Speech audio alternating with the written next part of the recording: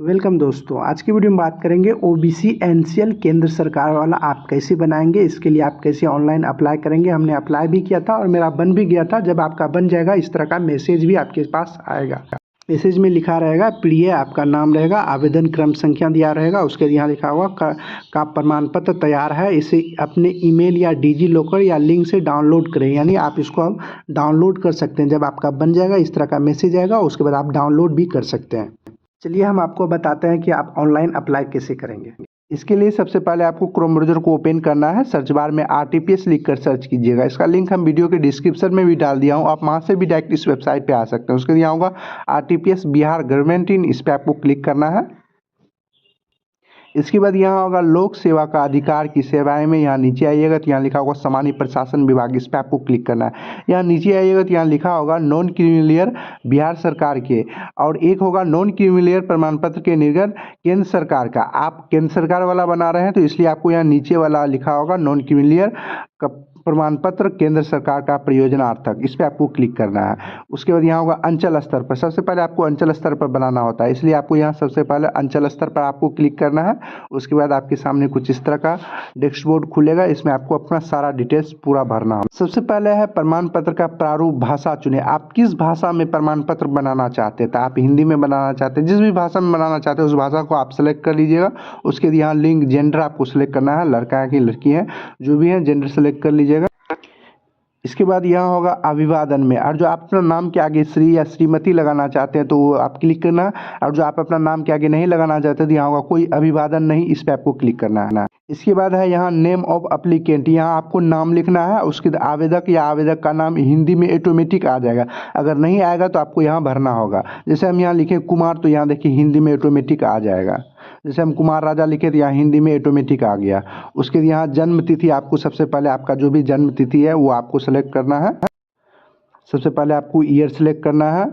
Year select करने के बाद आपको मंथ सेलेक्ट करना है। उसके बाद डेट आपको सेलेक्ट करना है। डेट ऑफ बर्थ सेलेक्ट करने के बाद यहाँ होगा आधार संख्या, यहाँ आधार संख्या इसमें आपको कुछ नहीं करना है। उसके यहाँ नीचे आइएगा, यहाँ होगा आवासीय पूर्ण पता, यहाँ आपको अस्थायी पता भरना है।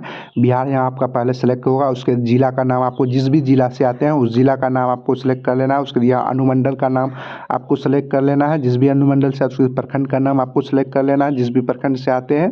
उसके यहाँ गाँव का नाम आपको लिखना है, गाँव या मोहल्ला का नाम यहाँ अपना लिखना है। उसके वार्ड संख्या यहाँ डालना है। उसके डाकघर यहाँ आपको अपना डालना है। उसके यहाँ पिन कोड होगा वो आपको ना डाल देना।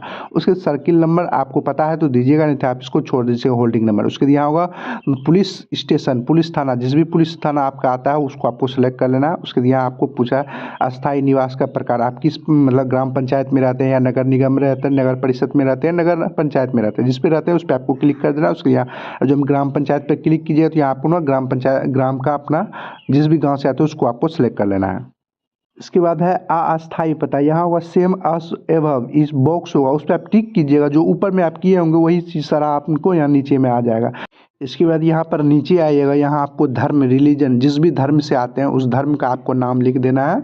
उसके दिया वर्ग, कैटेगरी, आप जिस भी कैटेगरी से आते हैं उस कैटेगरी को आपको सिलेक्ट कर लेना है। उसके जिस जाति से आते हैं उस जाति का नाम आपको सिलेक्ट कर लेना है। इसके बाद यहाँ 6 नंबर में है उपजाति, अगर आपका जाति का उपजाति है तो यहाँ नाम सेलेक्ट करने के लिए आएगा तो उसको सेलेक्ट करिए, और जो आपका उपजाति नहीं होगा तो यहाँ नहीं आएगा, इसको आप छोड़ दीजिएगा। इसके बाद यहाँ उपजाति का क्रमांक, ये आपको नहीं भरना। देखिए जिसमें स्टार लगा हुआ रेड कलर का वो आपको भरना होगा, जिसमें स्टार नहीं लगा हुआ उसको आपको भरना जरूरी नहीं है, आप उसको छोड़ भी सकते हैं। जैसे यहाँ पेशा लिखा हुआ है, यहाँ बगल में स्टार दिया हुआ रेड कलर का, तो ये भरना जरूरी है। जिसमें स्टार लगा हुआ नहीं है, जैसे यहाँ उपजाति का क्रमांक यहाँ स्टार लगा हुआ नहीं है, ये चीज़ ना भी भरिएगा तो चलिएगा। इसके बाद यहाँ 7 नंबर में है पेशा, यानी आप क्या करते हैं, छात्र हैं कि किसान हैं या टीचर हैं, जो भी है वो आप सेलेक्ट कर लीजिएगा। जैसे हम छात्र हैं तो हम छात्र पर क्लिक कर देते हैं। इसके बाद यहाँ 8 नंबर में कास्ट सीरियल नंबर पहले से भरा हुआ रहेगा। उसके यहाँ होगा नेम ऑफ फादर, यानी पिता का आपको नाम लिखना है। हिंदी में पिता का नाम यहाँ ऑटोमेटिक आ जाएगा। उसके यहाँ होगा पिता की जाति, आपकी पिता की कौन सी जाति है वो आप सेलेक्ट कर लीजिएगा। इसके बाद यहाँ जाति का क्रमांक ऑटोमेटिक भरा हुआ रहेगा। उसके यहाँ होगा नेम ऑफ द मदर, यहाँ माता का नाम हिंदी में ऑटोमेटिक आ जाएगा। उसके नेम ऑफ हस्बैंड, आप शादीशुदा हैं तो हस्बैंड का नाम लिखिएगा। उसके बाद अब आपको फोटो अपलोड करना होगा। फोटो अपलोड करने के लिए चूज फाइल पर क्लिक कीजिएगा, जहाँ भी आपका फोटो होगा उस फाइल को आप सेलेक्ट कर लीजिएगा, यहाँ आपको फोटो शो होगा।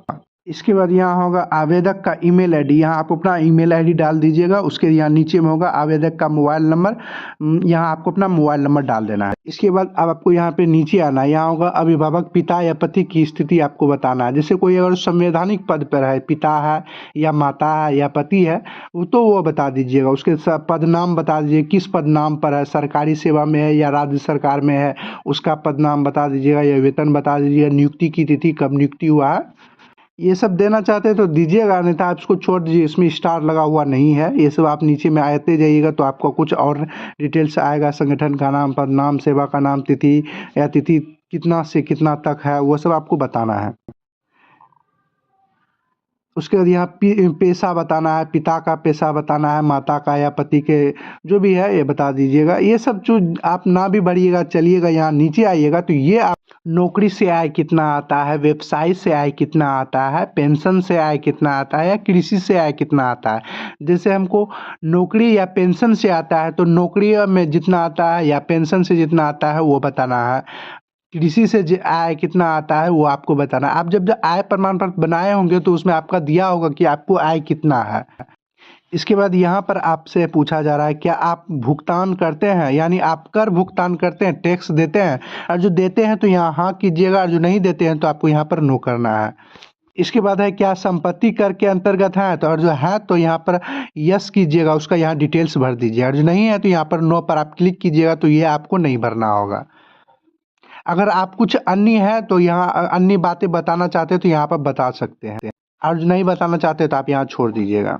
यहाँ पर आप जरूर भर दीजिएगा आय में, किसी में भी तो आपका आय आता होगा। जैसे हम कृषि है, मेरा पिता किसान है तो यहाँ कृषि से आय आता है, तो हम जितना आता है यहाँ जब हमने आय प्रमाण पत्र बनाए थे तो उसमें दिए थे, वही आपको यहाँ पर डाल देना है।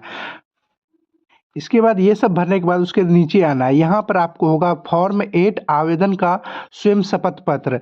ये आपको शपथ पत्र को अपलोड करना होगा। शपथ पत्र आपको यहाँ पे मिलेगा, आप बैक कीजिएगा, यहाँ पर होगा महत्वपूर्ण डाउनलोड, आप इस पर क्लिक कीजिएगा। वहीं आपको फॉर्म 8 मिलेगा जो केंद्र सरकार का है, वही आपको भरकर देना होगा। यही आपका फॉर्म 8 है, भारत सरकार के प्रयोजन यहाँ लिखा होगा। यहाँ आपको नॉर्मल सा डिटेल्स भरना है, मैं पुत्र किसके पुत्र हैं, गांव, शहर, पोस्ट ऑफिस, थाना, प्रखंड, अनुमंडल, जिला, ये सब नॉर्मल चीज़ है, ये सब आप भर दीजिएगा और सिग्नेचर कर दीजिए। आपको अपना नाम यहाँ पर लिख देना है, मैं के बाद यहाँ पर अपना नाम लिख दीजिए। सारा चीज़ भरने के बाद इसको PDF बनाइएगा, ये PDF आपको अपलोड करना होगा।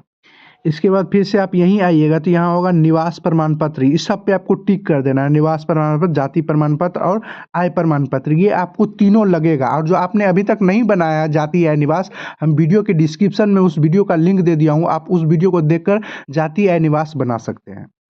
इस तीनों पर आपको क्लिक करना है, यहाँ बॉक्स होगा उस पर आप टिक कर दीजिएगा, हरा रंग का टिक लग जाएगा। ये सब टिक करने के बाद उसके बाद यहाँ आपको नीचे आना है, यहाँ पर आपका जो कोड लिखा है उसको यहाँ पर डालकर यहाँ होगा सबमिट, इस पर आपको क्लिक करना है। जैसे ही यहाँ आप सबमिट पर क्लिक कीजिएगा उससे यहाँ ओके होगा, इस ओके पर आपको क्लिक करना है। उसके बाद आपके सामने कुछ इस तरह का इंटरफेस आएगा। इसके बाद आपके सामने कुछ इस तरह का इंटरफेस आएगा, इसमें जो भी आप डिटेल्स भरे होंगे, नाम, पता, जो भी एड्रेस वगैरह भरे हैं, वो सारा डिटेल्स आपको इसमें देख लेना है। कोई चीज़ गलत तो नहीं है, सारा चीज़ सही होने के बाद यहाँ होगा अटैच एंश्योर, इस पर आपको क्लिक करना है।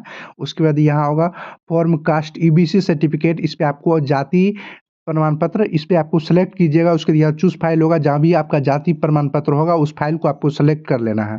इसी तरह आपको जाति प्रमाण पत्र, रेसिडेंशियल सर्टिफिकेट यानी निवास प्रमाण पत्र, इनकम सर्टिफिकेट यानी आय प्रमाण पत्र, अदर लेटर कोई देना चाहते हैं तो वो आपको बताना है। और उसे दस्तावेज डॉक्यूमेंट्स में आप जो भी आधार कार्ड या पैन कार्ड जो भी देना चाहते हो वो दे दीजिएगा। आप जो डॉक्यूमेंट्स अपलोड कीजिएगा वो 200 KB के नीचे ही होना चाहिए, ज़्यादा होगा तो वो अपलोड नहीं होगा। सबसे पहले आपको जाति प्रमाण पत्र अपलोड करना है, उसके बाद निवास प्रमाण पत्र अपलोड करना है, उसके बाद इनकम सर्टिफिकेट यानी आय प्रमाण पत्र आपको अपलोड करना है। उसके बाद अदर लेटर में इसमें आपको शपथ पत्र अपलोड करना है, वही शपथ पत्र जो फॉर्म 8 है, जो हम आपको बताया है इसी वीडियो में पहले।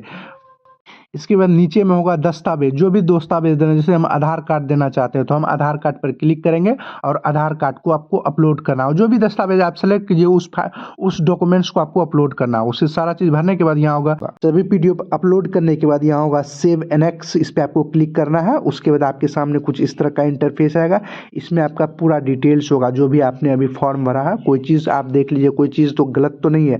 सारा चीज़ देखने के बाद उसके बाद यहाँ होगा सबमिट, इस पर आपको क्लिक कर देना है। सबमिट पर क्लिक करने के बाद उसके बाद आपके सामने कुछ इस तरह का इंटरफेस आएगा।